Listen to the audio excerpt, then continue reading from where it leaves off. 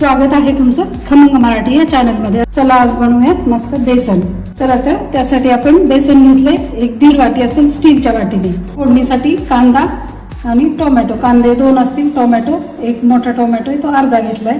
वाटणासाठी 7-8 हिरव्या मिरच्या, जिरे, लसूण आणि मीठ आणि ही कोथिंबीर आपण फोडणीत अर्धी आणि वाटणात अर्धी घेणार आहोत। गॅस आपण चालू केलाय, कढईत तेल टाकले, तेल आपलं गरम पण झाले, पण मोहरी, जिरे,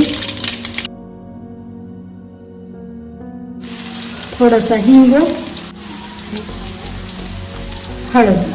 हे 2-3 मिनिट फोडणीमध्ये परतून घेऊ। 2 मिनिट झाले, आपण हे टोमॅटो पण टाकून घेऊ।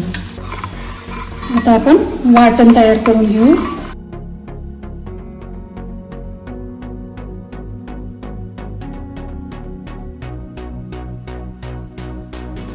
3-4 मिनिट आपले कांदा आणि टोमॅटो परतवून झाले। आता आपण हे वाटण टाकू। वाटण आपलं मस्त 2-3 मिनिट परतून घेतले। आता आपण पाणी टाकू। टाकून घेऊ। आता आपल्या पाण्याला छान उकळी फुटली, आपण हळूहळू बेसन पीठ टाकून आटून घेऊ।